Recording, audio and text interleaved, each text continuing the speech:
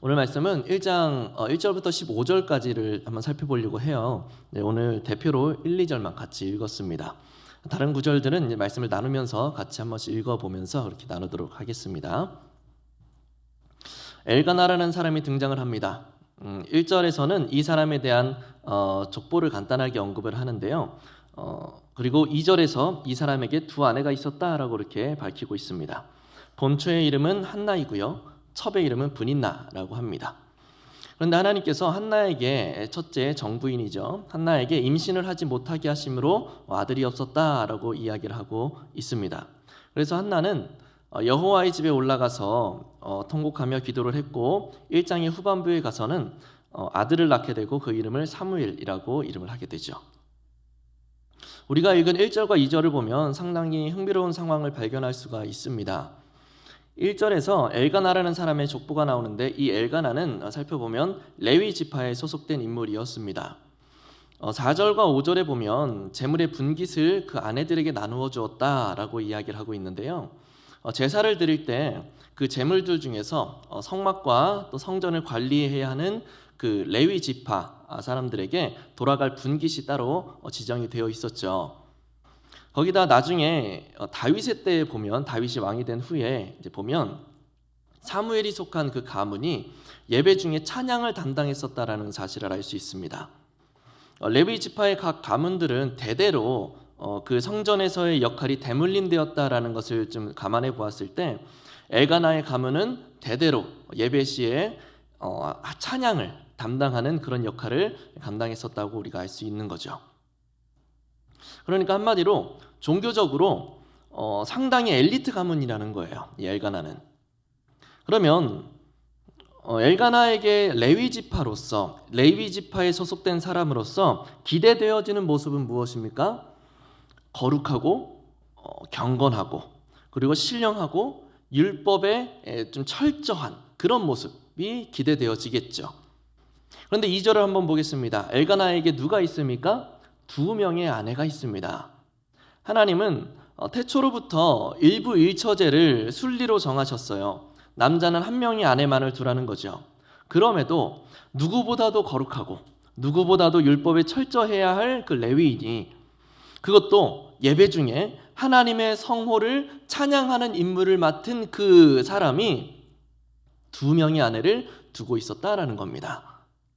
이것은 당시의 시대적 상황을 암시해주고 있는 대목입니다. 사무엘의 시대가 사사시대 말기인데 사사시대 때 이스라엘의 그 영적 상태가 어땠는지를 명확하게 보여주는 대목인 거죠. 하나님의 말씀이 버젓이 주어져 있고 또 하나님의 뜻이 분명히 보여짐에도 불구하고 자기 소견에 옳은 대로 행했던 시대에 성전을 섬기는 레위인마저도 하나님의 율법을 대놓고 무시했지만 그것이 이상하게 여겨지지 않았던 시대, 그런 시대가 바로 사무엘이 태어날 당시의 시대라는 겁니다. 하나님의 율법과 진리가 힘을 잃고 지도층과 그 백성들에게 전혀 영적인 영향력을 주지 못했던 시대, 사사시대. 너무 암울한 시기죠. 이런 시대에 사무엘이 태어났다라는 것은 무슨 의미가 있는가? 좀 더 명확하게는 하나님께서 이 사무엘의 탄생에 어떤 의미를 부여하셨는가 하는 것이 사무엘상 전체의 내용 중에 하나라고 할 수가 있는 겁니다. 우선 이런 시대상, 사사시대의 이런 시대상을 염두에 두면서 다음 내용을 한번 살펴보겠습니다. 2절에 보면 엘가나라는 레위인에게 2 아내가 있었는데 정부인은 한나이고 첩은 브닌나였습니다. 그런데 한나에게는 아들이 없고 그리고 브닌나에게는 아들이 있었대요. 이것을 빌미로 그 브닌나가 첩이 한나를 격분시켰다라고 성경은 이야기하고 있습니다. 이 상황으로 인해서 한나가 굉장히 서러워하면서 슬퍼하게 되는데 사실 이 한나가 그 슬퍼하고 서러워했던 그 진짜 이유가 있었어요. 단순히 아들이 있고 아들이 없고 첩은 있는데 정부인인 나는 없고 이런 사실이 슬픔의 원인이 아니었다라는 거죠. 물론 그것도 힘들었겠지만 또 브닌나가 자신을 격분하게 했다라는 것, 그것도 그 자체도 한나의 슬픔의 근본 원인은 아니었습니다.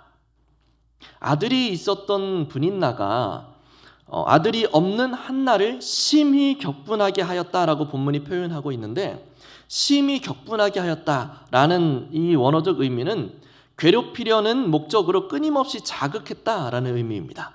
그냥 괴롭히고 싶은 거예요. 괴롭히려는 목적으로 끊임없이 자극하는 겁니다. 첩이었던 그 분인나가 본처를 상대로 이렇게 노골적인 적의와 괴롭힘을 행하고 있는데도, 신기한 거는, 이상한 거는 그 남편이 이걸 막아주었다, 그러지 마라 라면서 자제시켰다, 이런 언급이 없어요. 그럴 수밖에 없었던 당시 종교적 배경이 있었던 겁니다. 바로 고대 이스라엘에서 아들을 낳지 못하는 것은 하나님으로부터 저주를 받은 것이다 라고 인식을 했었기 때문이에요. 그러니까 지금 한나가 아들을 낳지 못하는 상황은 그저 불임이라는 사실 자체만을 의미하는 것이 아니라 하나님으로부터 이 한나라는 여자가 버림받았다라는 것을 의미한다고 인식했다라는 겁니다. 그래서 첩이 그렇게 노골적으로 본처를 괴롭히고 그렇게 못살게 구는데도 남편이 이걸 막아주지 못하는 거예요. 한나가 정말로 힘들었던 그 이유가 바로 그겁니다. 하나님이 정말로 나를 버리셨는가?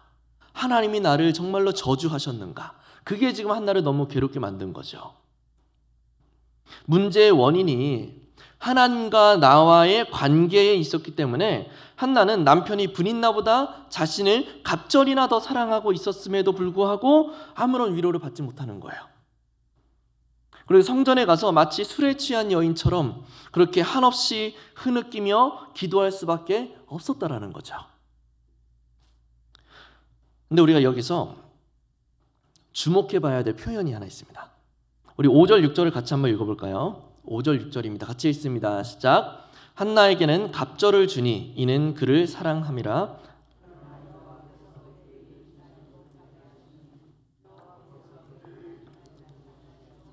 그의 적수인 분인나가 그를 심히 격분하게 하여 괴롭게 하더라. 여기에 연거푸 등장하는 표현이 있죠. 바로 여호와께서 그에게 임신하지 못하게 하시니 라는 표현입니다. 정말로 그 시대의 종교적 인식처럼 하나님께서 한나를 버리셨기 때문에, 한나를 하나님이 저주하셨기 때문에 임신을 못하는 것인가? 여기에는 아주 중요한 하나님의 계획과 섭리가 있었어요. 오늘 본문을 이렇게 한글 성경에서는 잘 표현이 안 돼 있는데 히브리어로 보면 문장이 구조적으로 서로 대치시키는 표현이 있습니다. 2절에 보면 분인나와 한나가 서로 비교가 되고 있는데, 분인나는 자식이 있고 한나에게는 자식이 없다라고 이야기하죠. 있고 없어요. 있고 없고의 이 표현이 중요한데, 그 이유는 이 단어를 통해서 사무엘서 기자가 그 시대의 영적 어둠을 문학적으로 지금 보여주고 있기 때문입니다. 2절에서 자식이 있고 자식이 없죠. 원래는 한나에게 자식이 있어야 맞는 거예요. 그리고 분인나에게는 자식이 없어야 맞는 겁니다. 분인나라는 첩 자체가 있으면 안 되는 거잖아요, 원래. 그런데 열매가 있어야 할 여인에게는 열매가 없고 열매가 없어야 할 자에게 열매가 나타난 겁니다. 이것을 있고 없고의 단어로 표현을 하고 있는 건데, 이게 왜 중요하냐면 이런 구조, 있고 없고의 구조가 3절과 그 이후의 내용에서 반복되고 있다는 거예요. 히브리 문학에서 이렇게 같은 단어나 같은 문장의 구조를 2번 이상 사용하는 것은 강조의 의미를 지니고 있습니다. 2절에서 있고 없고의 대치 구조를 사용했죠. 3절에서 보면 이 구조가 다시 나타나요. 어떤 요소를 강조하기 위한 구조라는 거죠. 어떤 요소를 강조하기 위한 이 구조 편성이라는 거예요. 자, 그러면 3절을 한번 살펴봐야겠죠. 저자는 무엇을 강조하고 있는 것인가?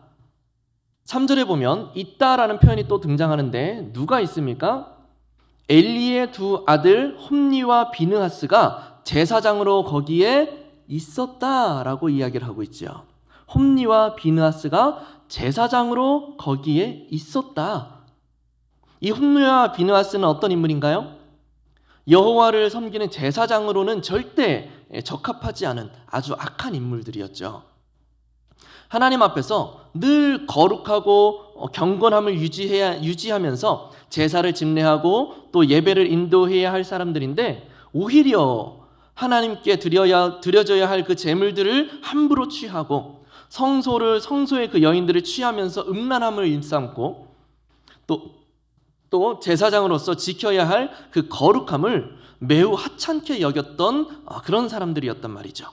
그런데 그런 자들이 제사장들로 있었다라고 이야기하고 있는 거예요. 자, 그러면 있었던 사람이 있으니까 이제는 없었던 사람이 나타나야겠죠. 있었던 사람이 등장했는데, 그럼 3절 이유를 보면 홈리와 비느하스는 있었는데 이와 대조되는 인물은 지적적으로 근데 언급이 안 돼요. 하지만 우리는 아주 중요한 힌트를 본문에서 찾아볼 수 있죠. 11절을 같이 한번 읽어보겠습니다. 11절입니다. 시작. 서원하여 이르되 만군의 여호와여, 만일 주의 여종의 고통을 돌보시고 나를 기억하사 주의 여종을 잊지 아니하시고 주의 여종에게 아들을 주시면 내가 그의 평생에 그를 여호와께 드리고 삭도를 그의 머리에 대지 아니하겠나이다. 홈리와 비느하스와 대조되는 그 시대에 없었던 인물이 누구입니까? 사무엘이죠. 사무엘. 엘가나가 취하지 말아야 할 브닌나에게는 아들이 있었어요. 그런데 당연히 아들이 있어야 할 한나에게는 아들이 없었습니다. 마찬가지로 여호와를 향한 제사를 더럽히고 성소를 어지럽게 만들고 성소 관리를 돕는 여인들을 음란히 대하면서 여호와의 율법을 무시하고 백성들의 영적 상태를 무너지게 하여 하나님과 멀어지게 만들었던 홈리와 비느하스가 제사장으로 있었습니다. 하나님의 마음을 힘들고 아프게 만들었던 자들이 제사장으로 있었는데, 반면에 그런 하나님의 마음을 알아 그 시대를 하나님의 말씀으로 밝히고 여호와의 마음을 시원케 해줄 인물이 그 시대에 없었다라는 거죠. 이런 영적 절망의 시대상을 사무엘상 저자는 있고 없고의 그 구조를 통해서 고발하고 있다라는 겁니다. 하나님은 여호와의 율법이 이스라엘 땅에 회복되게 하심으로 그런 암울한 영적 절망의 시대를 이제는 끊어내고 다시 온전한 이스라엘로의 회복을 이루시려고 하시는 건데, 그런 하나님의 섭리를 이루어갈 여호와의 도구가 누구인 겁니까? 사무엘이라는 거죠. 앞에서 브닌나가 한나를 심히 격분하겠다라는 표현이 어떤 의미라고 했습니까? 의도적으로 괴롭히려는 목적으로 끊임없이 자극한다라는 표현이라고 했죠. 원어 성경을 보면 이런 브닌나의 그런 존재를 명확하게 한나의 대적이라고 그렇게 표현하고 있습니다. 한나의 대적. 브닌나의 공격이 얼마나 한나를 향해서 극심하게 이루어졌는지를 보여주는 표현이죠. 순모임 시작하셨죠. 순모임을 하게 되면 자연스럽게 서로 일상 속에서 있었던 여러 가지 그 간증들을 나누시게 될 겁니다. 그렇게 간증들을 나누다 보면 이런 상황이 아마 벌어지게 될 거라고 예상이 돼요. 제가 예전에 이런 일이 있었는데 그때 너무 힘들었습니다. 아, 그러셨어요? 저도 그런 일이 있었어요. 그때 얼마나 힘들었는지 몰라요? 정말 힘드시겠어요, 집사님? 순모임을 하다 보면 이렇게 서로의 유사한 경험들이 있다라는 사실을 알게 될 때가 있고, 그렇게 서로 그런 경험들을 나누다 보면 나만 있는 게 아니구나. 저 집사님도 비슷한 일들을 경험하셨구나. 그런데 이런 방법으로 그 아픔과 슬픔을 이겨내셨구나 라고 하면서 그 어려움을 신앙으로 이겨낼 수 있는 방법과 어떤 신앙적인 팁을 얻게 될 거예요. 이런 모습이 순모임을 할 때 우리에게 주어지는 큰 영적 유익 중에 하나일 겁니다. 그런데 이렇게 서로의 마음을 나누고 공통점들을 이야기할 때 느끼는 서로의 그 감정, 그런 감정을 심정이 통한다라는 말로 이렇게 표현할 수 있을 거예요. 심정이 통한다. 한나가 하나님이 나를 정말로 버리셨는가 라는 문제 앞에서 내몰리게 되었을 때 성소에 나가서 기도할 수밖에 없었죠. 흐느낄 수밖에 없었습니다. 그렇게 흐느끼면서 기도하는 한나를 보고 엘리 제사장이 왜 대낮부터 술을 마시고 여기 와서 술주정을 부리고 있느냐라고 영적 지도자로서는 형편없는 굉장히 무능력한 말을 할 때 한나가 하는 말이 15절에 나오죠. 15절입니다. 같이 한번 읽어볼게요. 15절입니다. 시작. 한나가 대답하여 이르되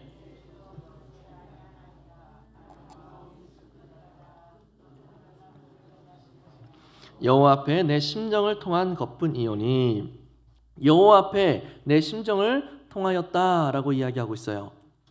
한나의 이 말은 직접적으로는 원어 그대로 우리가 번역을 해보자면 내가 하나님 앞에 나의 원통함과 격분됨을 쏟아내었다라는 의미입니다. 내 마음이 너무 원통하고 너무 슬퍼서 하나님 앞에 나의 마음을 쏟아냈다라는 거예요.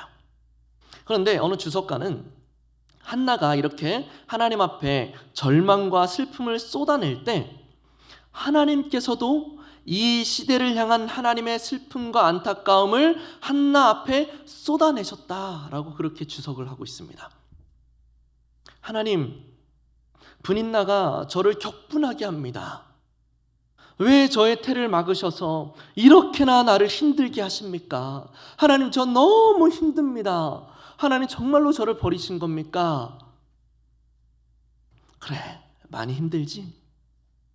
아들이 없음으로 너에게 쏟아지던 그 조롱과 멸시와 격분시키는 그 일들로 인해서 네가 많이 힘들지? 내가 안다. 내가 알아. 그런데 한나야, 어느 누구도 내 율법을 귀하게 여기지 않고 제사장마저도 나를 업신여기고 나의 영광을 혼탁하게 하는데도 나를 위해 이스라엘을 회복시킬 말씀의 사람이 단 한 명도 없는 이 시대를 바라보며 나의 마음도 너무 아프다. 아들이 없어 애통해 하는 한나에게 말씀의 사람이 없어 애통해 하시는 하나님의 심정을 쏟아내셨다는 거예요. 한나가 마음을 쏟아냈고 하나님께서도 마음을 쏟아냈던 거예요. 그렇게 한나와 하나님의 심정이 서로 통하였다라는 거죠. 한나가 아들이 없음으로 인하여서 겪었던 그 큰 슬픔과 절망이 없었다면 하나님의 그 슬픔과 안타까움의 그 깊이를 한나가 이해할 수 있었겠습니까? 하나님은 아무도 없었던 그 자리에 사무엘을 세우시고자 한나의 불임을 사용하셨다라는 거죠.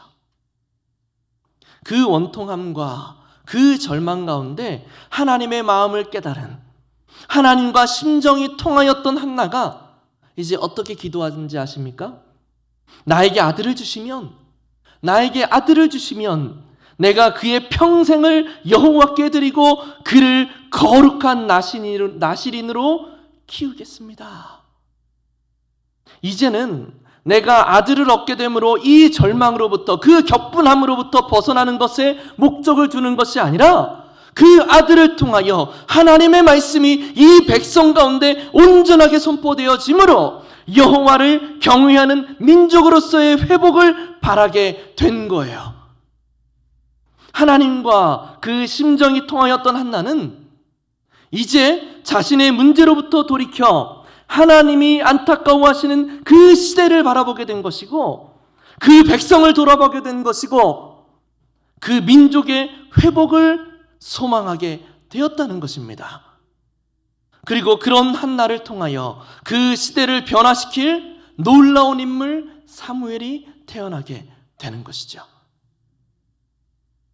성경은 여러 곳에서 고난을 통하여 그 인생을 바꾸시고 그 가정을 회복시키시고 민족을 일으키시고 그 시대를 회복하셨던 하나님에 대하여 끊임없이 이야기하고 있다는 사실을 우리는 기억할 필요가 있어요. 한나의 슬픔과 절망을 사용하셔서 그 시대를 회복시키셨던 하나님께서는 저와 여러분들에게 닥친 또는 앞으로 닥칠 어려움 가운데서도 분명히 우리가 다 헤아릴 수 없는 뜻과 섭리를 품고 계신다라는 사실을 믿고 신뢰해야 한다라는 것입니다.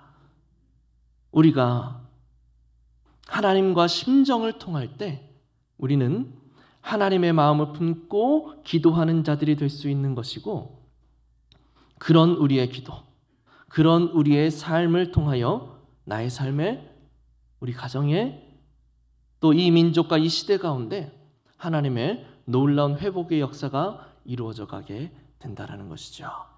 그 믿음으로 우리는 넘어지지 않을 수 있는 거예요. 오늘 말씀을 맺어보겠습니다. 오늘 본문은 두 요소들 간의 그 대치를 통하여서 그 시대에 신실한 말씀의 사람이 없었다라는 사실을 고발하고 있었어요.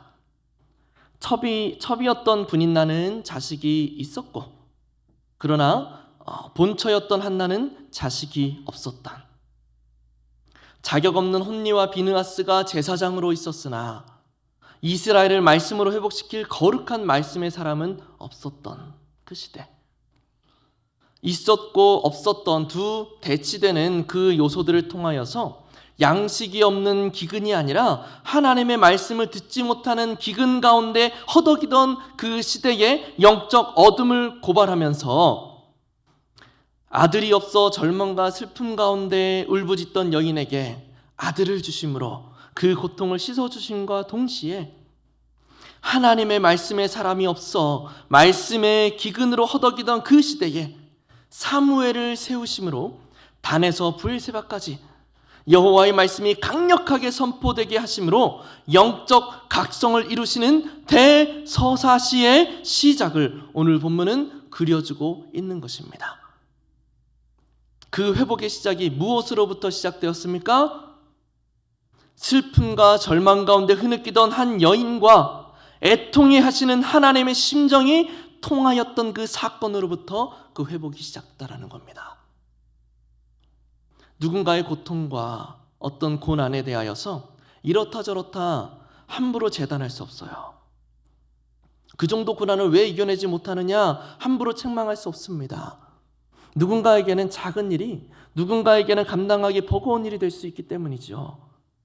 누군가는 쉽게 지나칠 수 있는 일도 누군가에게는 그 자라온 상황과 환경에 따라서 그 큰 상처가 될 수 있기 때문이에요. 그래서 타인의 고난에 대하여 우리는 함부로 재단할 수 없다는 겁니다. 그런데 분명한 것은 우리가 고난 가운데 있을 그때에 그 고난이 고난 자체만으로 끝나는 것은 결코 아니라는 사실입니다. 성경은 많은 곳에서 고난을 통하여 일하시는 하나님을 소개하고 있고, 많은 믿음의 선진들이 고난 가운데서 놀라운 하나님의 섭리들을 경험해 왔다라는 사실을 기록해주고 있습니다. 그러니 고난 가운데서 우리가 힘들지라도 절망하지 않았으면 좋겠어요. 혹 너무 힘들어 절망이 찾아올지라도 믿음을 포기하지 않았으면 좋겠습니다. 거기에는 놀라운 회복을 이루시고자 하시는 그 하나님의 뜻과 섭리가 반드시 들어있기 때문입니다. 그 믿음을 가지고 주님께 나아가 우리의 심정을 토로하면 주님의 마음을 또한 깨닫게 하시고, 그렇게 주님과 마음이 심정이 통할 때 하나님은 우리의 인생과 가정과 이 민족과 시대 가운데 놀라운 하나님의 역사, 회복의 그 역사를 이루어 가실 겁니다. 나의 능력이 출중하여서 회복이 일어나는 게 아니에요. 하나님께서 우리에게 고난을 허락하실 때 이미 그 허락함 가운데는 이미 회복의 준비를 다 맞춰 놓으신 거예요. 다만 누가 우리를 갈고 애통이 하시는 하나님과 그 심정이 통하는 자가 없었다라는 거죠. 우리가 그 한 사람이 되었으면 좋겠습니다. 고난 가운데 있을 때 하나님과 그 심정이 통하여 고난을 견뎌낼 줄 알고, 그 힘듦을 이겨낼 줄 알고, 그 절망을 소망으로 승화시켜낼 줄 알아. 나의 작은 능력부터 시작될 하나님의 놀라운 회복의 역사에 동참하게 되는 주님의 귀한 사람들 될 수 있기를 예수님의 이름으로 간절히 축복합니다. 기도하겠습니다.